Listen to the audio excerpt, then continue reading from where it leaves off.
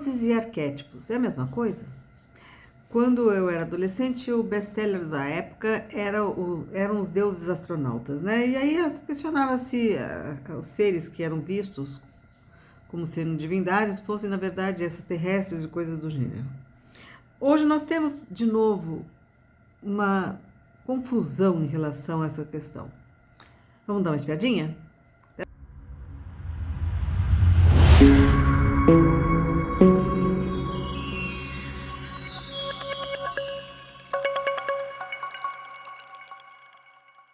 Mal entendidos em relação à questão da relação dos deuses arquétipos, a perspectiva que a bruxaria tem em relação a esses temas, né?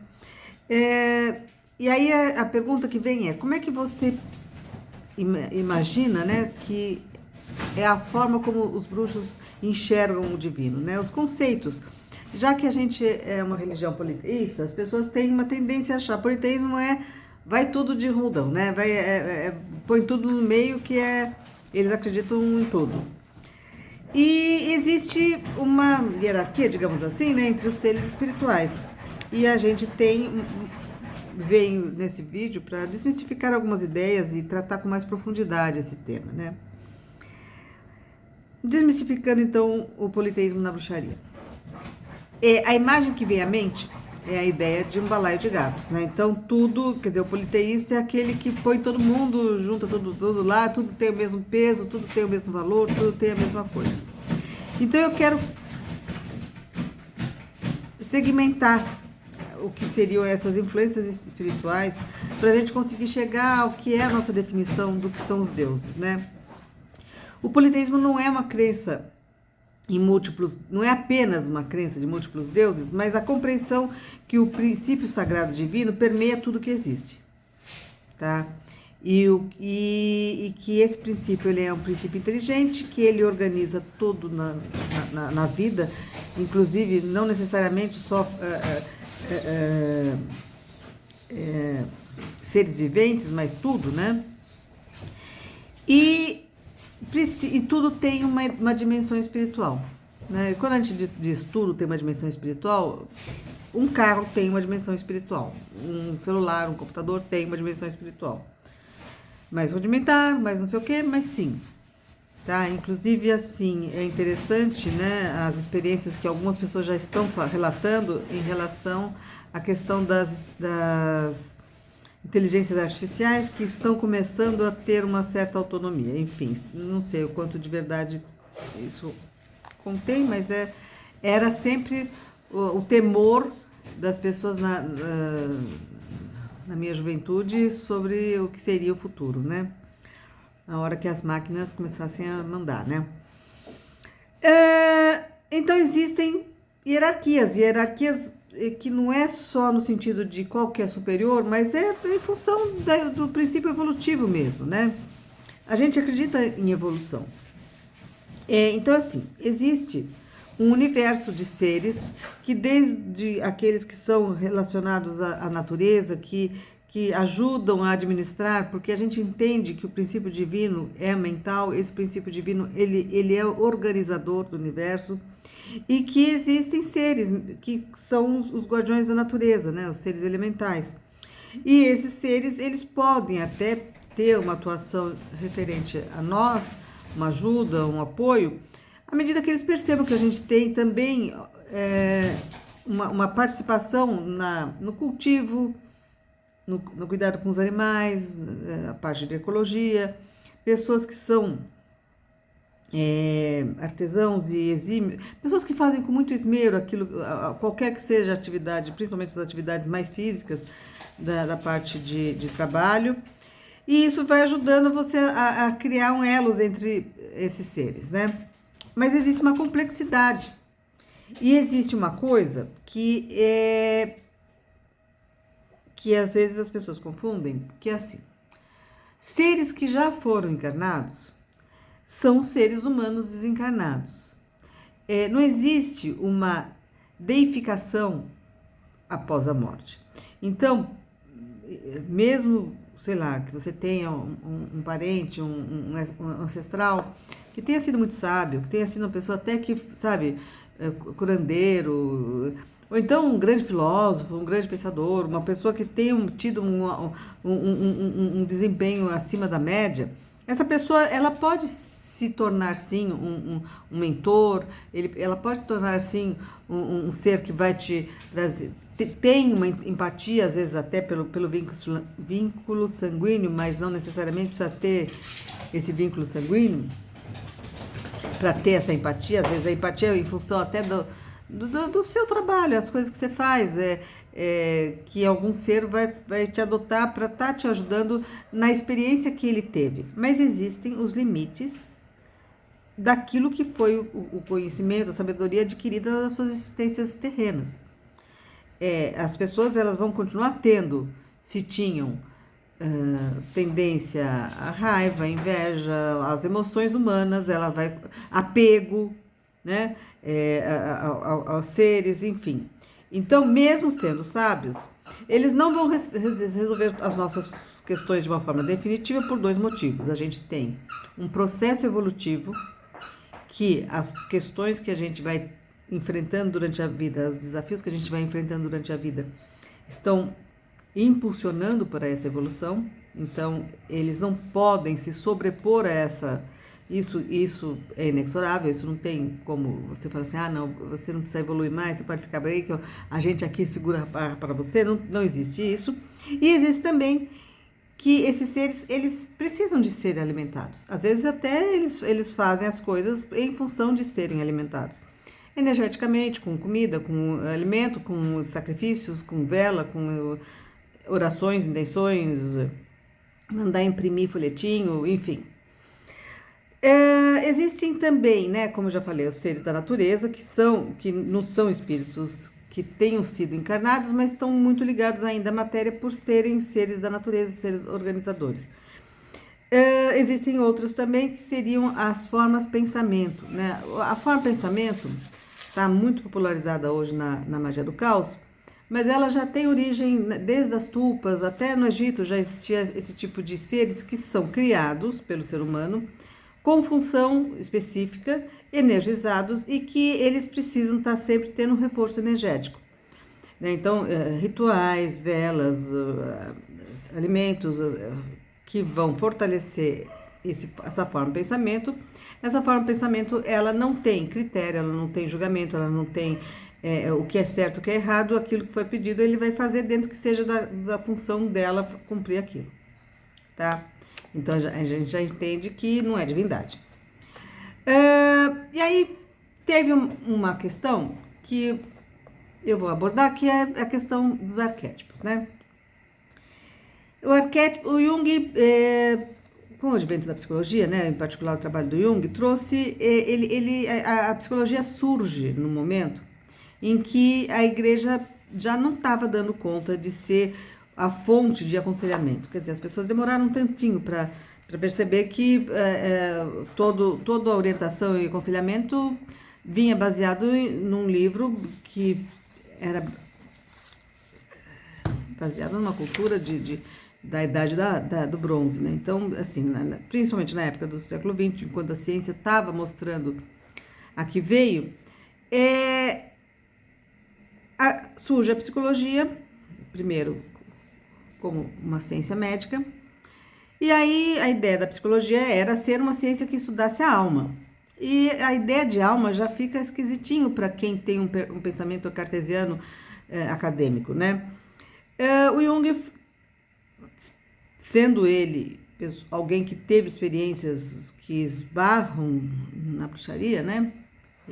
Eu recomendo que quem esteja duvidando da minha palavra tente dar uma espiadinha no chamado livro vermelho do Jung, que ele escreveu à mão com letras imitando iluminuras medievais e que ele relata as experiências dele em estados alterados de consciência.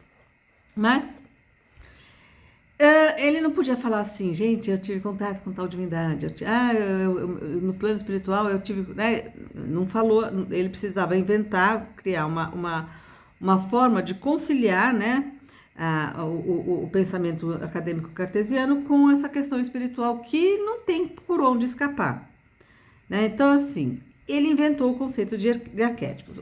A ideia de arquétipo é uma ideia que relaciona como um símbolo que vem do inconsciente coletivo com padrões igual, né? Então, assim, a ideia da criança eterna, do por eternos, do senex, do velho, do idoso sábio, da mulher sensual, a mulher de vermelho, a mulher femme fatale, né? A ideia de pai, a ideia de mãe, o conceito, né? Então você vai estar lidando com conceitos que abrangem muita coisa e que pertencem ao universo dos símbolos. Aí a gente fala assim, tá? E eles esticaram e colocaram os deuses também como sendo arquétipos. Nessa, ele conseguiu criar um conceito que ajudava a conciliar, né, de uma forma pasteurizada, a igreja e a ciência. Isso foi uma apropriação cultural? Foi. Mas foi necessária. Porque naquele contexto histórico, não tinha como você falar em deuses. Né? A igreja passou séculos demonizando, séculos apagando os aspectos históricos dos panteões de outras religiões. Então, assim, tudo que fosse falado seria tratado como algo demoníaco e o Jung não iria ser nem conhecido.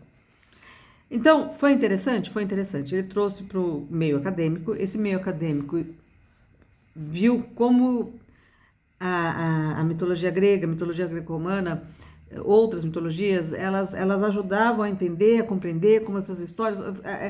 E aquilo poderia ser utilizado na psicologia, aquilo desenvolveu, as pessoas desenvolveram teses, aquilo prosperou o suficiente para se tornar popular. Quando a gente fala assim, não é deuses, são arquétipos. Tá, então eu continuo na minha crença, eu continuo pensando no que eu penso, mas assim, esse arquétipo me ajudou a entender alguma coisa, né?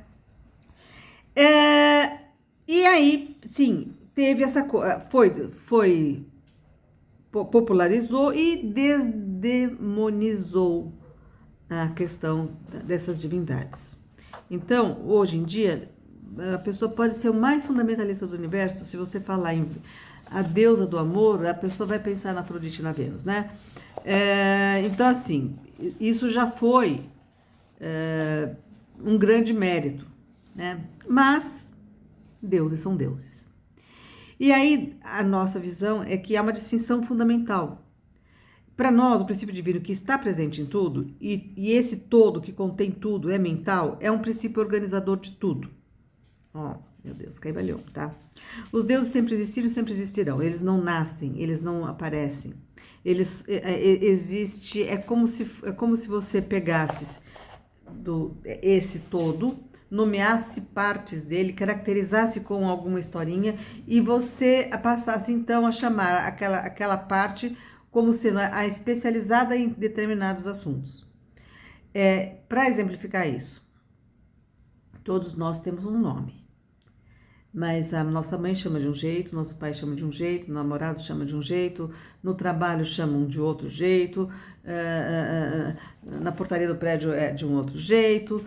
A gente tem apelidos, a gente tem nomes, a gente tem... e a gente responde a esses nomes. E todos somos nós. A gente até pode atuar de forma um pouco diferente, conforme o nome que a gente é chamado. Mas a gente tem, né? Tem pessoas que têm autoridade para poder chamar a gente de um apelido, de uma forma mais carinhosa, até jocosa. E tem pessoas que a gente vai fazer questão de que chamem de doutor, não sei o quê, né? Enfim. E assim, e aí você fala, tá, mas se tem uma historinha, se isso é coisa, o que isso então, como que isso não é inventado, né? Os deuses, eles existiram e sempre existirão. Eles não dependem do homem para existir, tá? Esses nomes distintos e as características que são atribuídas a eles aparecem em todas as culturas, com nomes diferentes, mas com muitas similaridades, inclusive de atributos, às vezes até de instrumentos. Eles não precisam que tenha um livro que descreva, que imponha as características que eles têm, nem os poderes, as coisas que eles fazem. E isso é mais impressionante, porque você pensa assim, como é que culturas, como sei lá, na África, na Ásia, na Europa, hoje, para a gente que está falando com alguém aqui na China, não parece tão difícil, mas quando você pensa que quando esses mitos foram cunhados, as pessoas ainda andavam a cavalo, né? Era barco, caravela, remo, enfim. Esses contatos não existiram, né? E o fato de existirem essas divindades é porque eles aparecem espontaneamente conforme as pessoas tenham esse desejo de acessar, esse entendimento de que eles são acessíveis. E sim, as divindades são acessíveis. Acessível não quer dizer disponível para satisfazer os seus desejos. Não são gênios da lâmpada, né? Os gênios da lâmpada, você pode tratar os servidores. Aliás, os servidores são os gênios da lâmpada mesmo, né? A ideia, o conceito do gênio da lâmpada é baseado na ideia das tulpas, dos servidores. Eles existem, eles têm capacidade de realizar coisas, mas eles também não estão aqui, eles não têm essa empatia que talvez os nossos antepassados, os seres que já foram encarnados vão ter, mas eles têm o conhecimento de tudo, eles têm a percepção de tudo e eles têm a impessoalidade. Então não vai ser, tá? Só porque você acendeu a vela cor-de-rosa para o amor, para Afrodite, que ela vai trazer a pessoa, tá? As divindades, aliás, é mais fácil que você consiga alguma coisa com ela quando você fala assim, aonde eu estou errando, do que você acender a vela cor-de-rosa e esperar que vai tocar a campainha, tá? Eles estão e ajudam, mas eles precisam que você esteja sendo proativa. Existe um processo evolutivo que você tem que estar dando conta e você tem que mostrar pelo menos a intenção de estar fazendo esse processo. Como eles são forças que são organizadoras, eles esperam que você esteja cumprindo aquilo que você veio para cumprir. Né? Uma árvore tem que crescer e dar frutos. E você é a árvore do quê? E você está dando que frutos? Né? As religiões fizeram a gente acreditar que era só pede e recebereis, né? Não, gente, não é assim. E isso não é uma relação de divindade. Isso é uma relação de tulpa. Tá? Tá. Eles trazem orientação, eles ajudam a gente a encontrar nos propósitos, eles trazem conselhos sábios, tá? Mas isso precisa que você esteja predisposto a estar buscando o seu alinhamento, o seu propósito de alma. E aí o que acontece, né? Quando a pessoa quer, aí a gente fala assim, tá, então bruxaria lida com divindades e outras religiões vão lidar com cultos antepassados, que vão lidar com os seres elementais. Não, gente, as tulpas, não. A gente só tem que ter noção que até onde cada um pode ir, né? Então, o seu antepassado, quando a gente fala em culto ancestral, não é que você está deificando aquela sua avó, ou então sei lá, quando a gente fala ancestral, eu estou indo até Sócrates, né? Até Hipátia. São seres iluminados que tiveram um grande avanço intelectual, espiritual, e esses seres podem sim estar ajudando, né? Tem que ver o quanto para eles interessa ajudar você a achar a tarraxinha do brinco, mas entende? As nossas questões, às vezes, que pareçam para nós gigantes, não são tão gigantes para eles. Mas a gente vai ter, quando é um parente, vai ter uma vontade de ajudar, de estar torcendo a favor, mas que tem a mesma força que teria se estivesse vivo. Então, é legal por exemplo, no espiritismo, quando você vai ter um contato com um parente, você saber que ele está bem, que existe vida após a morte, que existe, ele está torcendo por você como ele estaria torcendo se estivesse aqui, enfim, que a coisa continua, o elo continua, beleza, mas não são deuses. Né? Isso é importante e a gente entender, a gente pode usar, sim, uma tupa, gente, estou precisando de dinheiro e agora tem que entrar algum troquinho. Vamos fazer um ritual dedicado a uma tupa? Vamos, para uma emergência, vem. Essa emergência vai resolver minha vida? Não vai. Não vai. Você não vai ganhar na Mega Sena da virada. Por quê? Porque você tem coisas para aprender, mas de repente naquela emergência vale chamar uma tupa mesmo e você depois retribui da forma como é estabelecido já na criação dela. Então, assim, a gente tem que entender que a principal diferença que eu vejo em relação à bruxaria é que a gente busca entender esses mecanismos, a gente busca entender, a gente quer fluir a favor, a gente quer trabalhar, e isso traz um grande poder. É a consciência, né, gente? Ter consciência que existem muitas forças, essas forças podem estar ajudando a gente. Essa ajuda não é viver no nosso lugar, tá? Por isso que às vezes a gente não aprecia muito a questão da mediunidade, porque ninguém... O fato de alguém assumir o nosso corpo e fazer coisas, está resolvendo talvez de crescimento para a entidade, mas não para você. Então, você tem que ir atrás do seu crescimento, do seu desenvolvimento. E isso é uma grande coisa. E a gente também tem, em contrapartida, da parte das espiritualidades, da parte das divindades, um tratamento diferenciado, tá? As divindades tratam a gente com respeito. Não primeiro que na bruxaria não existe aquela coisa de uma subserviência do humano em relação ao divino, a gente não tem aquela coisa de se humilhar, né, de fazer sacrifício, sei lá o quê, mas também da parte deles, eles reconhecem o esforço e eles te tratam com respeito. É o respeito de falar assim, olha, tá certo, eu não vou poder fazer isso para você, mas assim, então eu te aconselho a mudar tal comportamento. Eu falo assim, ótimo, beleza, é isso que a gente tem. É relação de adulto. A relação do bruxo com as divindades é uma relação entre adultos. É um adulto mais sábio, mais poderoso, com outro adulto que também não está fugindo daquilo que é a responsabilidade dele. Vocês estão gostando dos nossos vídeos? Tem que deixar o like, tem que se inscrever, fazer um comentário, mandar um emoji. Eu respondo, sugestões de pauta, compartilhamento, tudo que para ajudar a fortalecer esse canal e de repente a gente poder fazer mais coisa, tá certo?